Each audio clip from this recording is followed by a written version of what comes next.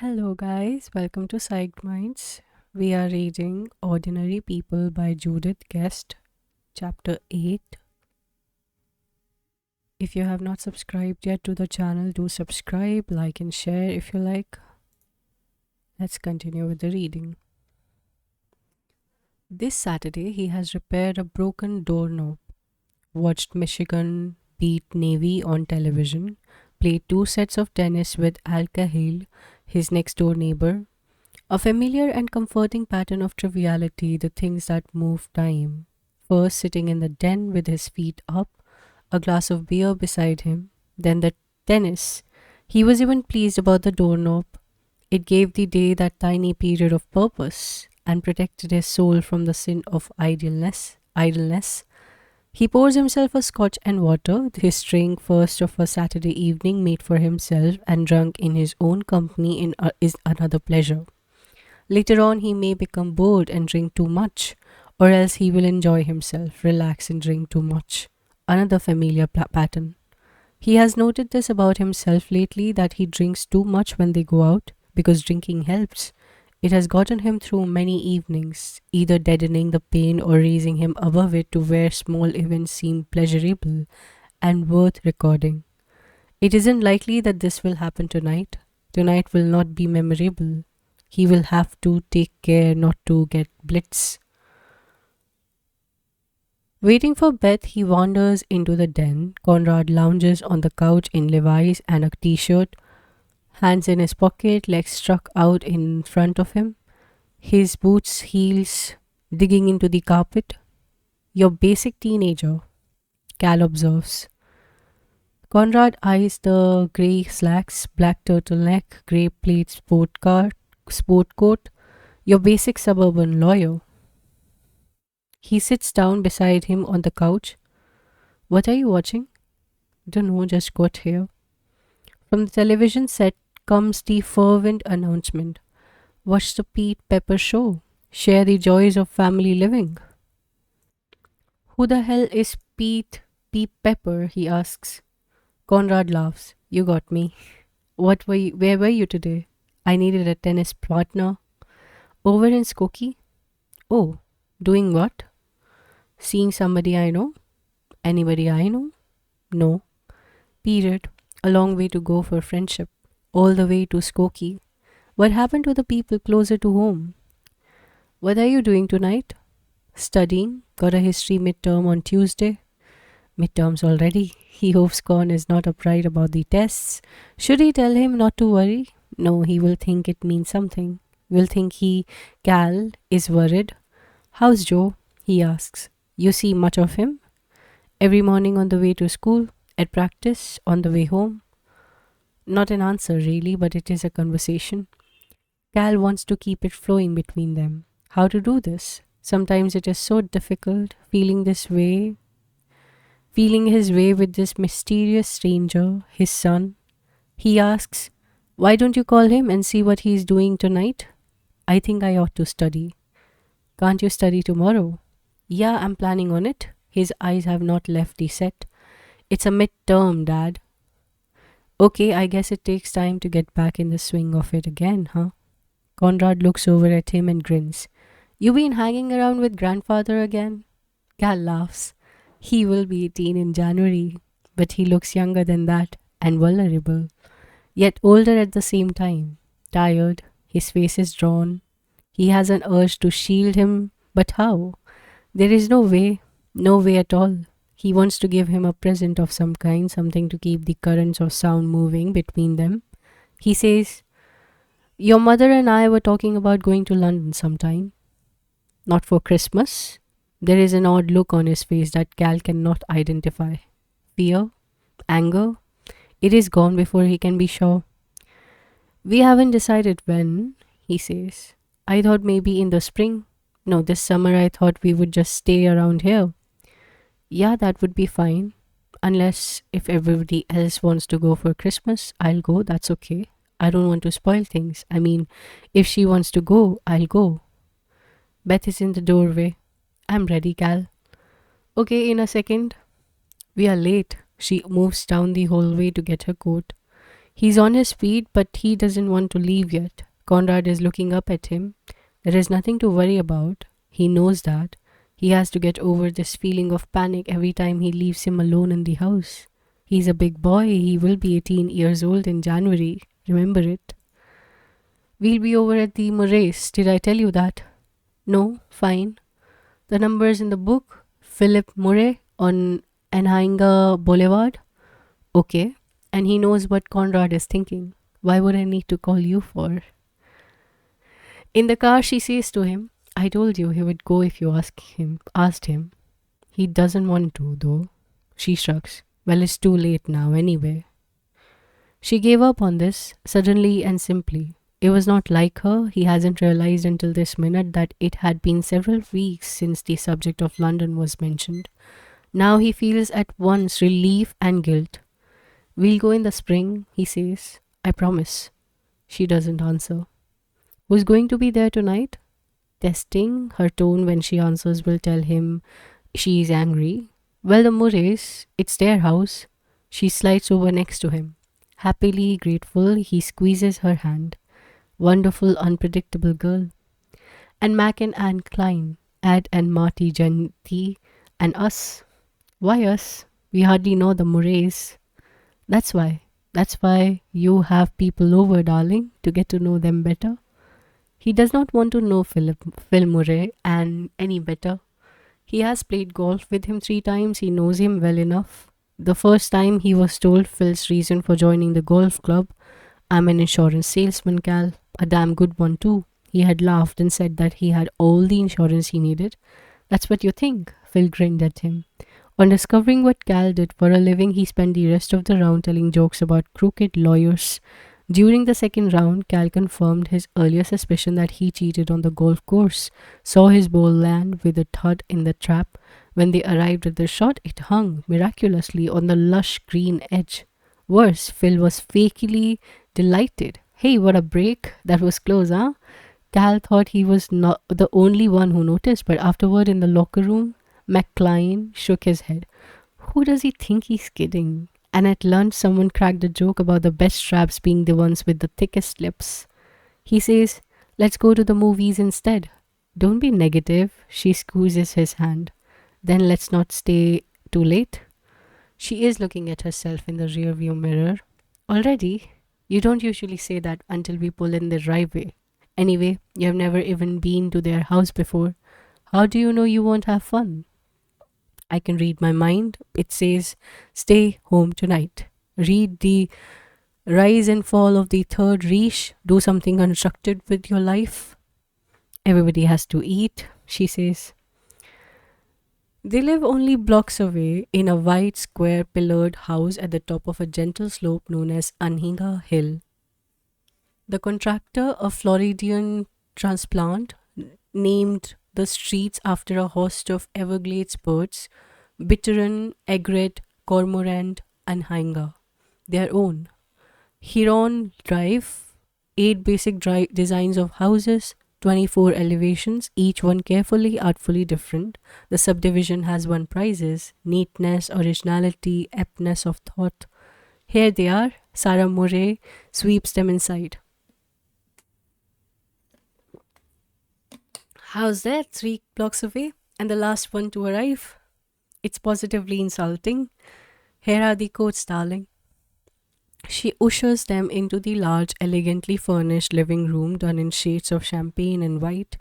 As is the hostess, a long silky gown with a deep neckline. She's a tiny woman, nearly a head shorter than Beth. Ed, move over, will you? Make room for Beth. Come here, you gorgeous thing. Ed Kenthe says, reaching up to take Beth's hand and pull her down beside him on the couch. Edward, Edward, she says, laughing. Control yourself. Gracious always, but Cal knows she doesn't like this. She's wearing a white knit pantsuit, a long-sleeved black blouse, her hair tied back from her face with a black silk scarf. She does look gorgeous. Cal, what would you like? Phil asks. Scotch? Yes, please, just a short one. Short on water? Phil laughs. Short on scotch. Hey, come on, it's a party. Ed says. Hey, somebody, how about a divorce ad on this guy? What's the latest book you have read, Cal? How about the rise and fall of the Third Reich? The first 100 pages? Beth says. 4 times, will that do? Cal says, not funny. How about a quote? He thinks a minute. The only way to deal with absurdity is to recognize it. How is that? Pretty good. That yours? Hello, you think anybody uses his own quotes in those things? Who talks like that? Sarah comes in from the kitchen, a tray of cocktail snacks in her hand, all gracefully arranged in rows, sausages and mushrooms in tiny, fluted pastry shells, crusty little pillows bulging with some unidentified gooey filling, hot puffs of cheese flavored dough. She passes the tray around. Come on, take lots. Cal, you playing in the Lawyer's Invitational next spring? MacLean drifts over to where he is standing beside the mantel. I don't know. I'm not sure. I posted enough scores this year to qualify. You ever won that thing? Ed asks. Are you kidding? Too many lawyers play golf. Too many lawyers play golf is right, Phil says. Try to get on that course on a Thursday afternoon. Hey, that reminds me. And he's off on another crooked lawyer joke.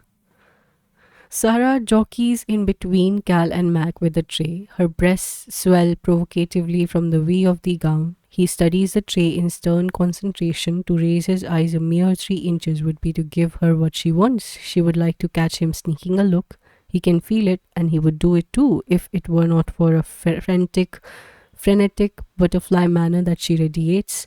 It grates on his nerve. She has an endless supply of nervous energy. Tiny women are often like this, he thinks.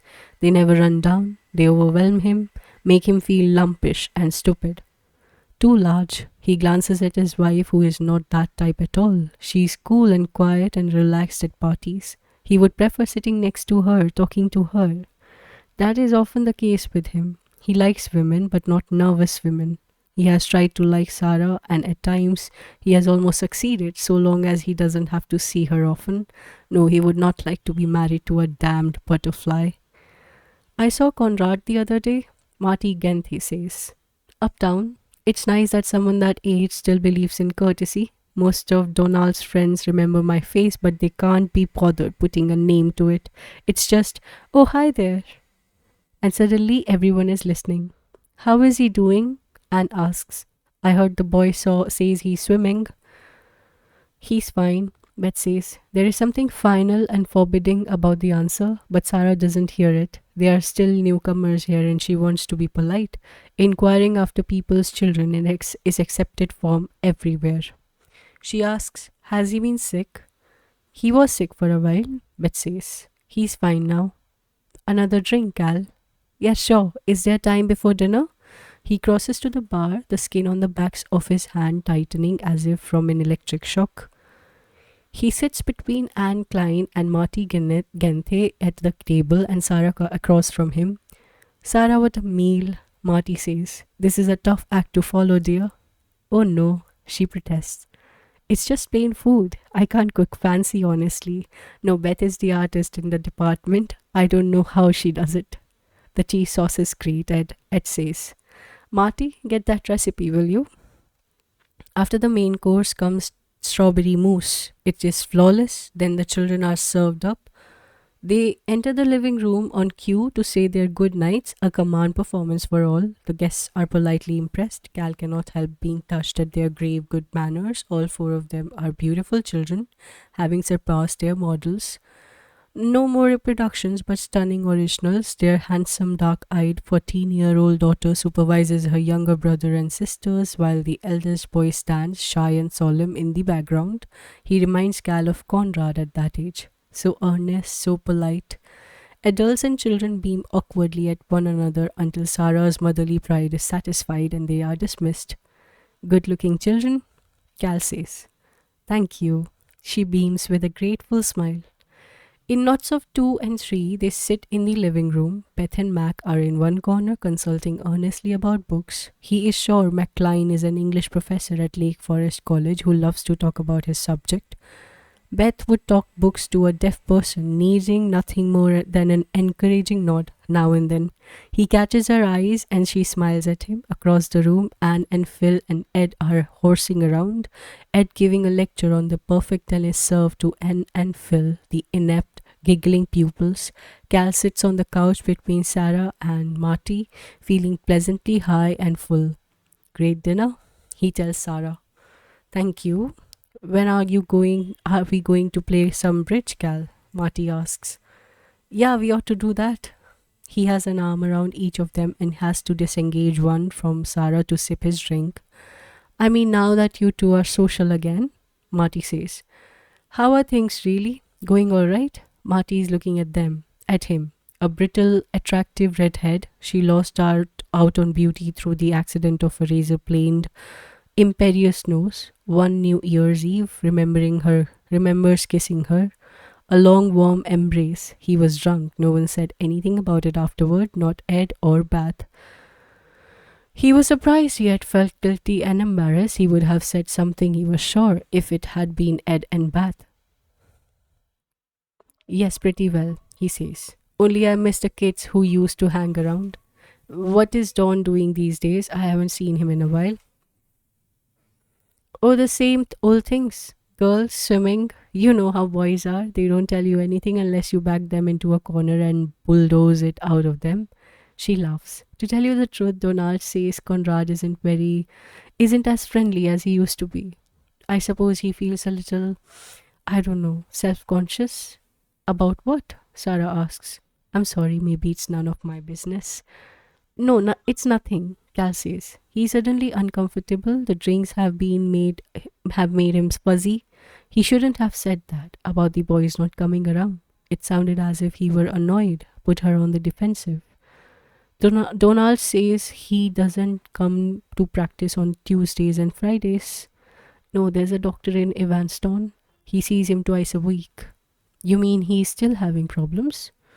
Not exactly. It's somebody to talk to. He says lamely. He looks down into his glass. This was not the direction he had intended the conversation to take. Sarah is laughing loudly and elaborately at the antics of her husband across the room, having decided not to get into this after all. A wise decision. He wishes he had done the same. Cal, we have got to go. Bat calls across the room. It's late. Hey, what do you mean? Party's just getting off the ground. Will protest as they move towards the hall.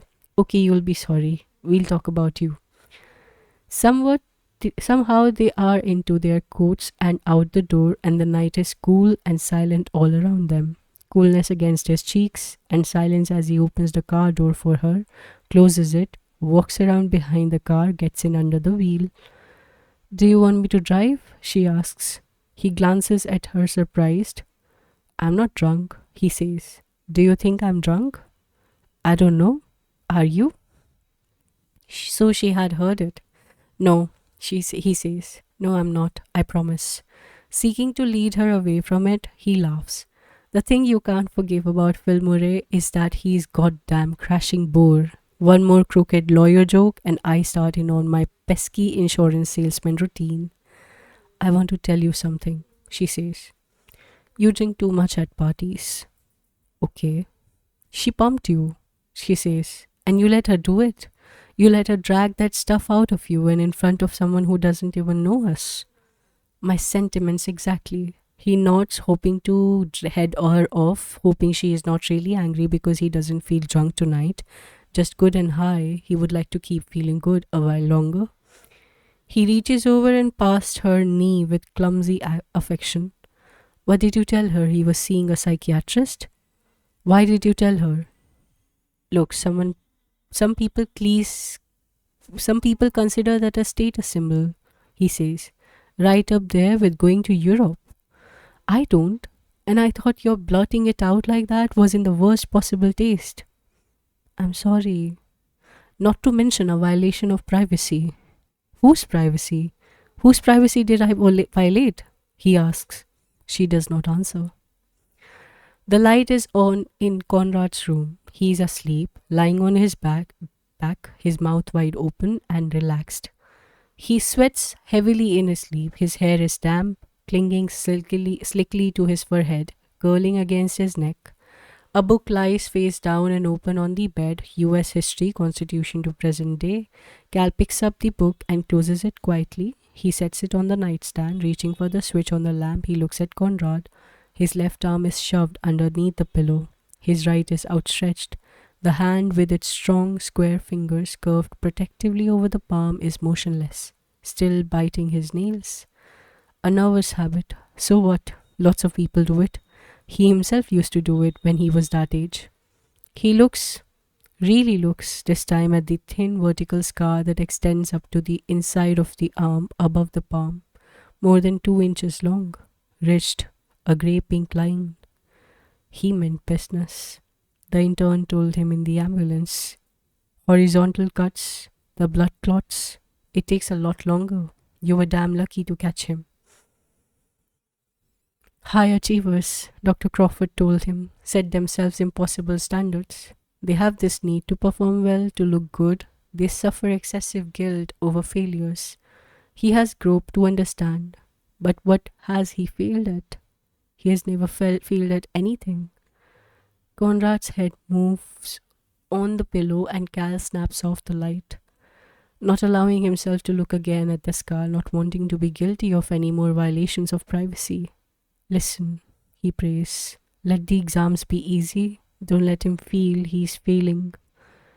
Beth is awake, waiting for him, her hair loose about her shoulders. She reaches up to put her arms around him. All tawny, smooth skin, those grey eyes with thick lashes, silent and insistent. She leads tonight, and he follows, moving swiftly down that dark river, everything floating, melting, perfect and complete. Afterwards, she slides away from him, and her hair, soft and furry against his shoulder, smells sweet and fresh like wood fern. He buries his face in it, still hungry. Let me hold you a while. But she is tired. She curls away from him, pushes him gently from her, in sleep.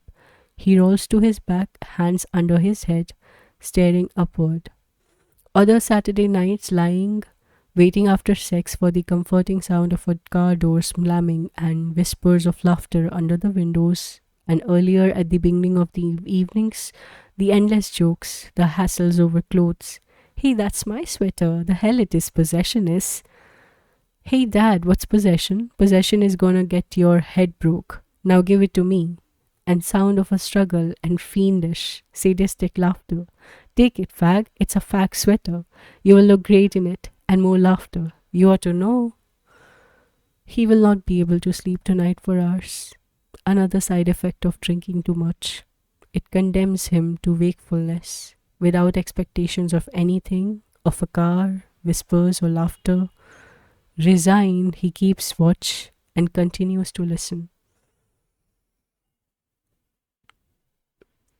Chapter 9. A surprise quiz in trig. He takes his seat, the mimeographed sheet in his hand, his stomach pulling nervously. He wills himself not to panic. I know this stuff. I know it. Across the aisle from him sits Suzanne Mosley. They have known each other since grade school. What is she doing in here? She must have flunked it too last year. He watches as her pudgy fingers grips the pencil. Her brow is furrowed, her mouth pinched. It makes him ashamed of his own fear. She has always had trouble in math, could take it from now until the world ends and it won't help. He looks up. Mr. Simmons is staring at him. Guiltily, he looks down at his paper.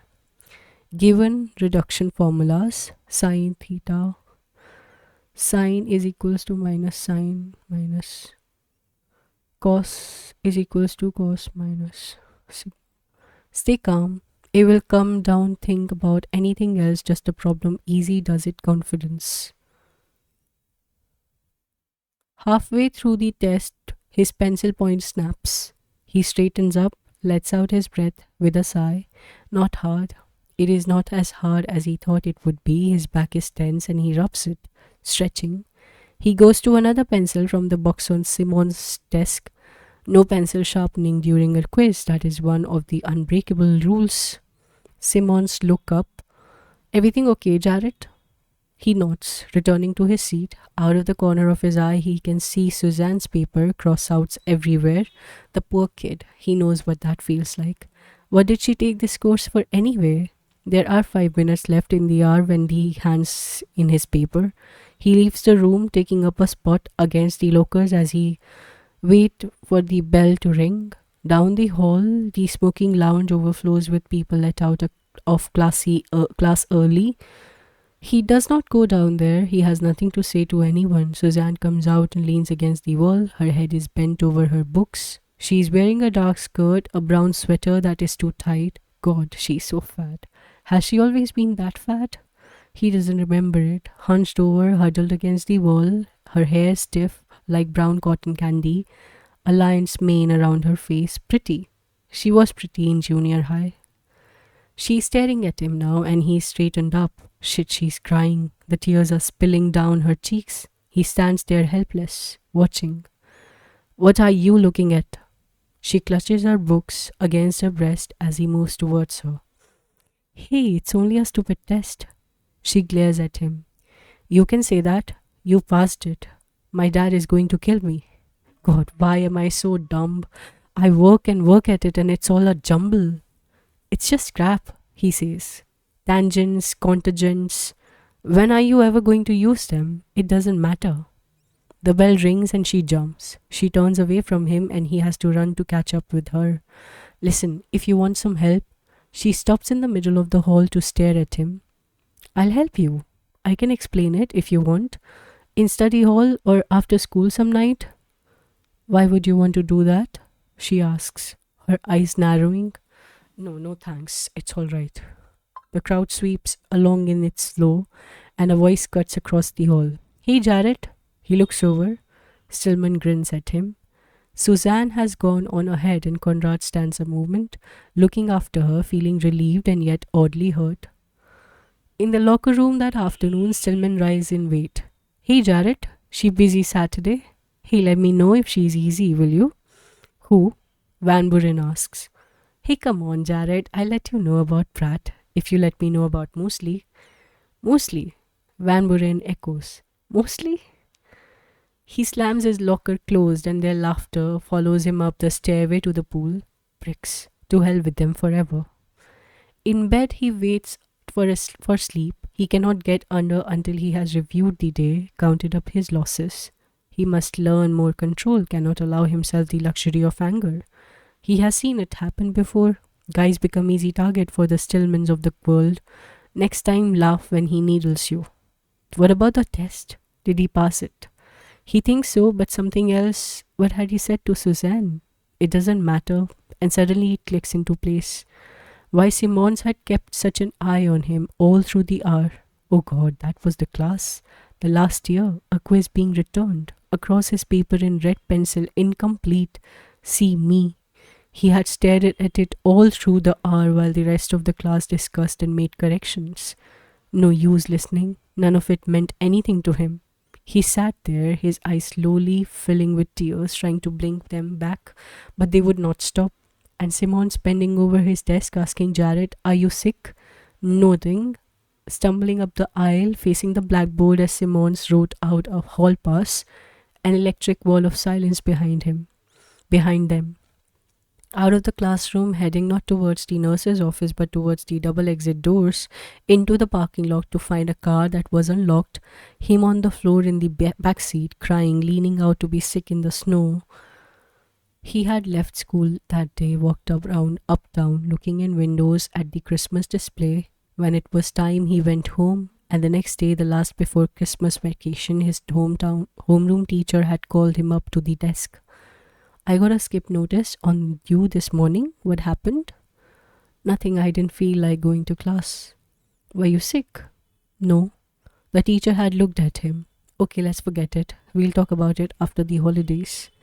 The holidays, Christmas in Florida, lying on the bed at the Sonesta beach in his bathing suit, staring at the mosquito above his head, its tiny body pressed against the rough plaster ceiling, spreading a half-inch grey shadow on the stark white.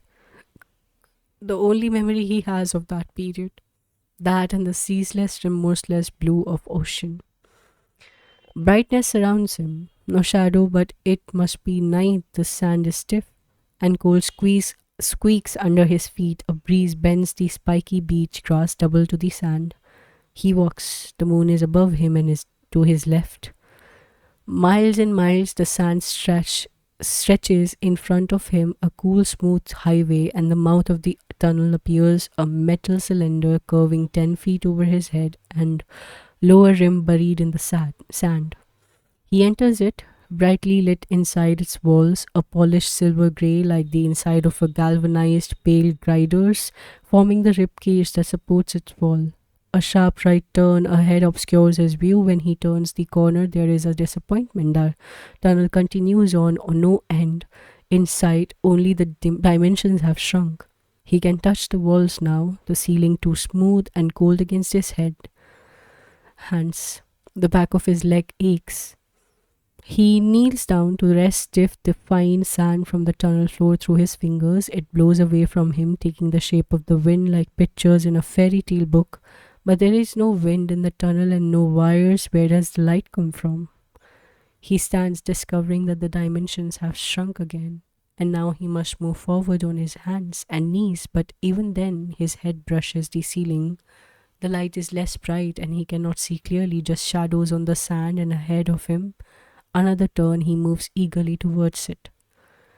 A makeshift rectangular chute beyond the turn, the sides are showed with 2 by 4.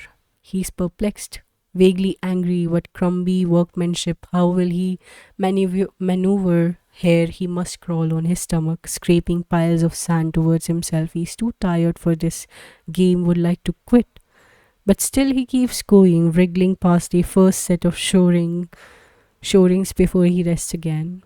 He puts his head down and the cool sand feels pleasant and grainy under his cheek. When he raises his head, he sees nothing, only darkness. He is convulsed with panic, begins to work himself backward, and his feet strikes the wall of the tunnel. He shifts his position and tries again. Solid wall, no matter where he moves his head, wedged against the ceiling, his chin touching the tunnel's floor. Oh God, he's sealed in his metal tomb, and the walls press upon him from all sides. He cannot breathe, he cannot move, must. Twisting violently onto his back, he screams. It wakes him. He can hear the echo of it inside his head. Did he scream out loud? He listens for a sound in the house, for someone pounding out of bed and down the hall. Towards him, his room, nothing. The blood tingles in his veins, hot and cold. His heart is pounding painfully. He sits up, turns on the light, but slowly, no sudden movements. He feels as if he could shatter into a million pieces if he is jarred.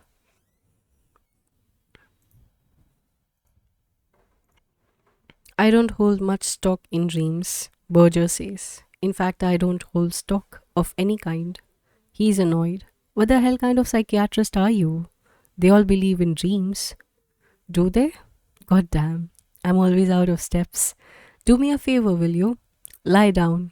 On the floor, that's it. That's it. I want to try something. Christ, you are nuts, you know that. Still he obeys, lowering himself to the carpet and stretching out, ankles crossed, hands behind his head. Change of perspective, Berger says. He likewise lowers himself, steadies the blood, steadies the blood, he scoffs. This is stupid. Besides, I lie down all the time at home. It doesn't help. Maybe I need some kind of tranquilizers. Tranquilizer? Yeah, what do you think?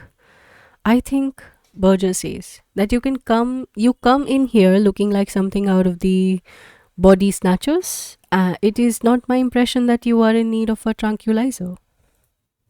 I feel nervous all the time. I can't sleep. Maybe your schedule's too heavy. You're trying to do too much. Maybe you ought to drop a course or two. No. No, why not? Because I'm behind already. Behind what? The great schedule in the sky? The golden grade book? What? God, you're preaching again. And your ceiling is dirty. So sue me. Listen, kiddo. I lied. I believe in dreams. And I especially believe in yours. They are fascinating as hell. Only sometimes I like you to tell me about what happens to you when you are awake. Okay? Something is bugging you. Something is making you nervous. Now, what is it? He sits up, reaches for his coffee. Okay, I know what it is. I don't want to swim anymore. I look horrible. My timing is for shit. He's got two guys who are better than me swimming this 50. And anyway, I don't give a damn about those guys. They are a bunch of boring jocks. And I can't stand him. He's a tight ass son of a bitch. He breaks off, clamping his teeth over the rest of the words, gripping his knees, his stomach in knot. Well, Roger says after a moment. Well, why don't you quit them? I can't. It would look so stupid. I go to him and beg for one more chance, then I swim for 2 months and quit again. Can't you see how stupid that would look? Forget how it looks. How does it feel? He shakes his head. No, that's what happened last year. It's the same damn thing I did last year. Forget last year. You think you're the same person you were last year? He shrugs, lying down again, staring upward at the ceiling. So tell me about the coach, Berger says. How come he's a tight ass son of a bitch? He smiles faintly. I don't know. He's a jerk. He says to me, this is typical. Jared, I had a friend who was hospitalized for the same thing 5 years ago. Been in and out of institutions ever since. Now, what the hell am I supposed to say to that? What did you say? I told him I wasn't planning on going back. He says, no, I didn't suppose you are. Sometimes, Berger says, people say stupid things. They feel like they got to say something, you know. Sometimes people say stupid things because they are stupid. A wooden clock on the wall behind his head ticks away loudly, and it's relaxing to lie here with this placid man beside him, talking of anger and of change without being irrevocably committed to it. He could go to sleep here. Right now he's yawning, pleasantly tired, but it is 5 o'clock. Time to go home. This problem, kiddo, Berger says. It's real, you know. A good, healthy problem needs a good, healthy solution. Point of separation between the six and the wells. Real problems, real solutions. You get it? He rolls onto his stomach, his head buried in his arms. Sounds like a chapter heading to me. Berger sighs. I hope to hell you're writing this stuff down. It will be a shame if it is lost to the future generations. I've got it taped up over back at the of the John, over the back of the John. That brings us to the end of chapter 9. Chapter 10. Laughter drifts upstairs from the locker room, loud and raucous. From the top of the stairs, he can hear Stillman, his voice raw and with complaint. Lazenby, Jesus, why are you so nervous about making a commitment? Just say yes or no. It costs money, that's why. For $3, I like to know what I'm seeing. Hell, it's a goddamn French sex film. What more do you have to know? More laughter, and he starts down the stairs, rubbing his head with a towel. Lazenby says, okay, how about if I ask Jared? And he stops, loops the towel around his neck, listening. You ever think about doing anything without Jared? What's that mean? Mean? Means what it says. I just wondered. Gente says, hey, what's with him anyway? How come he gets all that extra practice time? Hell, I could look better if I had extra practice time. Gente, you couldn't look better if you were a girl. Throan jeers. That's a goddamn truth. He stands outside the open door, smoothing his hands lightly along with the polished wood frame, slowly. Lazenby says, I just thought we would ask him, Kevin. You know what happened when you hang around with flakes, Stillman says. You get flaky. Man, do you mind? Lazenby asks mildly. He's a friend of mine. He's a flake. You ought to get off his back, Kevin, Van Buren says.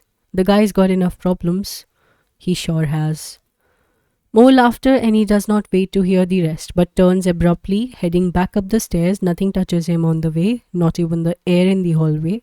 Salen is sitting where he left him, his head still bent over the clipboard. He listens, his mouth a taut line, as Conrad explains that it is something he has been thinking about for a long time, and he's sure now he knows he's doing the right thing. At last he says, Jared, you got to be kidding me. I don't get it. I excuse you from practice twice a week so you can see some shrink. I work with you every damn night at your convenience. Now, what the hell more am I supposed to be doing for you?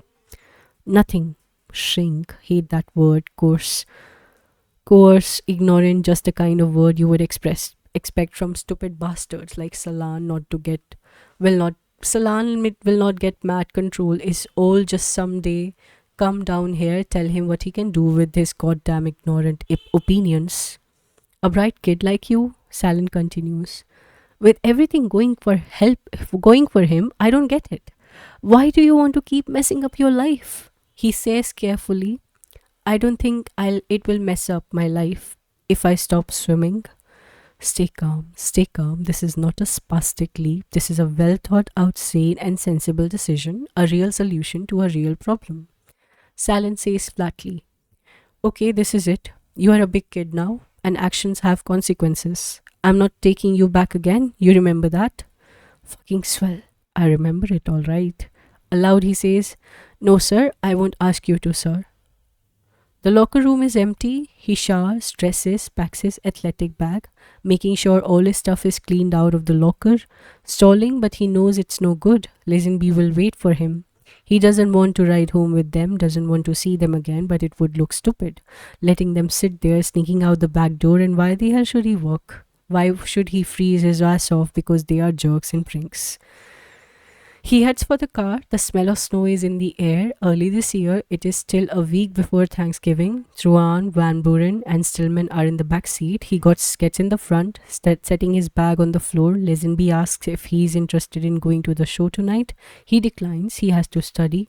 You ought to lay off studying, Jarrett, Stillman says. Screws up your mind. Keep all the channels clear up there for heavy thought. They laugh. To his ears, the sound is forced. False.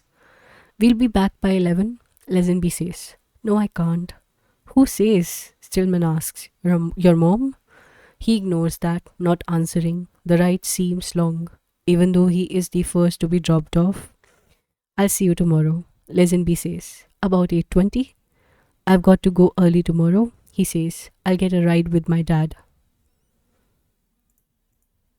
How early? I can go a little early. No, that's okay. I'll see you there. Let them find out from Salin that he's finished with them. He gets out and closes the door without looking back. His father stops at the door of his room that night. The ritual stop. How it's going? Okay, fine. He returns the ritual answer. It is not a lie, really. Just the safest thing to say for now. He does not want to discuss tonight. A small thing after all. To mention it is to make too much of it. And there will be flack. Why? Did something happen? Is anything the matter? And isn't ready for it. Not yet. He has done it, maybe for the wrong reasons, but it was the right thing to do.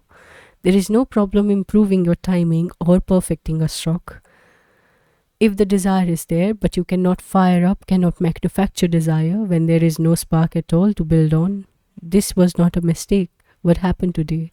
It is not to be looked at as a failure. Summers ago, when they all took the trip to Maine and climbed Cadillac Mountain, looking in every direction, nothing to see but water except for the thin strip of land, an arm and a fist holding the mountain in the park of the state of Maine, and the park to the state of Maine, they tried to look beyond the water to the east and Portugal, to the north, the Hebrides, Iceland, to the south, the Antilles, and farther, South America and the Antarctic Peninsula. Impressive. They tossed out the adjectives. Majestic, awesome, and then somebody said excessive, and they all laughed. That was it. Everything seems excessive now and too intense, too important. Karen is right. Learn to relax. Don't think so much. Just be. Night is fast replacing morning as the worst time of the day for him. The way it used to be in the months after the accident, he wasn't sleeping much, and suddenly he wasn't sleeping at all. He was unable to close his eyes. His body was tense. His brain seethed from night until morning. He would set his alarm at 11 and crawl into bed, praying, and he would lie there until at last he would hear the warning click as the radio turned itself on and it was morning again. His father would come down the hall to make sure he was awake, and he was never able to tell them. He would get up, get dressed, eat his breakfast, go to school, just as if his ass wasn't dragging on the goddamn ground. He was so tired, so tired. He told Crawford once that was why he had done it. He had to get some sleep. But things are not that bad, not yet. There are still methods that work, and he rolls onto his face, hands between his legs. They used to kid each other about it. 60 seconds, or you haven't got it. Well, he can beat that record anytime. Banging the bed or the shower, that is his specialty. Specialty. That brings us to the end of chapter 10. We'll be reading and continuing the reading from chapter 11 in the later readings. If you have any questions, any comments, any kind of feedback, you can reach out to me in the comment section of the video you're viewing or in the community section of the YouTube channel. I am ending the stream now. If you like, do like, share, and subscribe. And yeah, don't forget to subscribe if you're new. And of course, all the suggestions are welcome, all the recommendations, anything at all. Do reach out to me. Bye bye. Keep reading and take care.